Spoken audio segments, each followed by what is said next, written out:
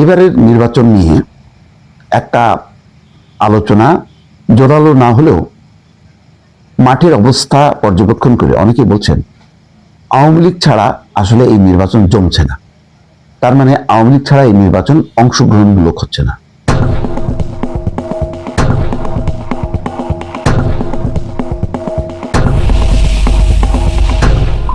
আজকে বিবিসি বাংলার একটা রিপোর্টও দেখছি যে আওয়ামী লীগ ছাড়া নির্বাচন কিভাবে অংশগ্রহণ এবং অন্তর্ভুক্তিমূলক হবে।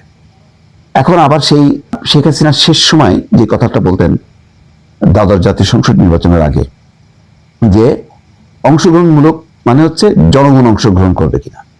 তো সেটাকে তারা রূপ দেওয়ার জন্য আওয়ামী লীগের নেতাকর্মীদেরকে ওপেন করে দিছে যে নৌকা আমরা দেব, তোমরাও যে যার মতন করে মানে মাঠে দাও। এই জন্য ইগল, ট্রাক এগুলি ছিল তাদের বিকল্প দুটি প্রতীক। সেই প্রতীক নিয়ে আওয়ামী লীগের অনেক নেতাকর্মী নির্বাচন করেছে এবং বিপুল সংখ্যক 60-62 জন জিতেও গেছে। কিন্তু পরে তারা বলেছে যে না, আমরা আওয়ামী লীগ কি করবো, আওয়ামী লীগ ছাড়বো না। তারা আলাদাভাবে আবার সংসদে শেখ হাসিনার সঙ্গে বৈঠকও করছে। যাই হোক, এটা একটা হাস্যকর ব্যাপার ছিল। তারপরেও কিন্তু শেষ পর্যন্ত ওইটা আমির নির্বাচন হয়ে গেছে, মানে নিজেরা। এবং সিসি সর্বশেষ যে হাবিবুল আওয়াল ছিল, তিনি প্রথমে বললেন যে নির্বাচনে পার্টিসিপেশনের কথা কত 20-22 ভাগ, হঠাৎ করে তারপরে মনে করলো যে এটা না, তারপরে আবার এটা প্রায় ডাবল করে দিল। এটা নিয়েও বেশ হাস্যরসাত্মক পরিস্থিতি তৈরি হয়েছিল। তার মানে হচ্ছে কি, আওয়ামী লীগ আমলেও যে 3টা নির্বাচনে বিএনপি জামাত না থাকার কারণে এটা অংশগ্রহণমূলক হয়নি এবং এটা কি বলে অন্তর্ভুক্তিমূলকও হয়নি। পশ্চিমা দেশগুলো, ভারত বাদে পশ্চিমা দেশগুলো বারবার চাচ্ছিল নির্বাচনটা যাতে অংশগ্রহণমূলক হয়।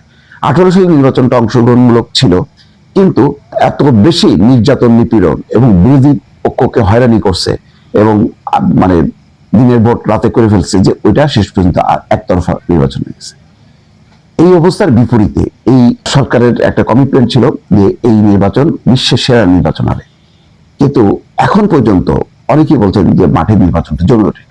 কারণ তারা বলছেন যে প্রায় 30-40% ভোট হচ্ছে আওয়ামী লীগ ক্যারি করে। সেই ভোটাররা মাঠে নেই, তারা চুপচাপ। এবং আওয়ামী লীগের মতন বড় রাজনৈতিক দল প্রতিদ্বন্দ্বিতায় না থাকায় জামাত চলে আসছে, কিন্তু জামাতের সেই জনসমর্থন নেই যেটা দিয়ে তারা একটা জমজমাট নির্বাচন করে। তারপরও তুলনামূলকভাবে ভালো হলেও, মানে অন্তত আমিরামি নির্বাচন বা 2014 নির্বাচন, এটা যে পরিমাণে একতরফা হয়েছিল সেই তুলনায় হয়তো কিছুটা জমজমাট হলেও সবাই বলছেন যে প্রত্যন্ত অঞ্চলে বা ঢাকায় একটা অভাব অনুভব করা যাচ্ছে। যেভাবে বিএনপি বড় দল মাঠে নেমেছে, তার বিপরীতে ঠিক ওই ধরনের প্রচারণা চালানোর মতন যে একটা গণতান্ত্রিক রাজনৈতিক দল আওয়ামী লীগ, সেই আওয়ামী লীগ নেই, যার কারণে এই নির্বাচনটা ওই অর্থে অংশগ্রহণমূলক হচ্ছে না। কিন্তু শেখ হাসিনার কথা অনুযায়ী ওই যে জনগণ অংশগ্রহণ করলেই সেটা অংশগ্রহণমূলক হবে। তো সেই জনগণ অংশগ্রহণের বিষয়টাই একটা চ্যালেঞ্জ হয়ে দাঁড়িয়েছে, যেটা আসলে এখনো পর্যন্ত জমছে না। নির্বাচনে আরো কয়েকটা দিন আছে, 5-6টা দিন বাকি আছে। সেই দিনে যদি নাটকীয় পরিবর্তন হয় সেটা অন্য কথা, কিন্তু এখন সবারই কথা যে নির্বাচনটা জমছে না।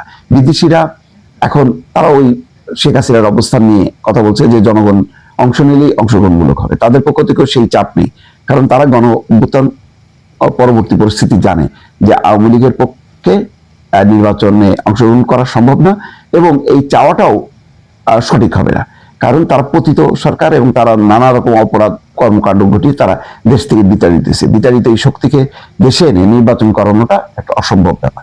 সুতরাং তারা সেটাকে এখন আর সামনে আনছে না।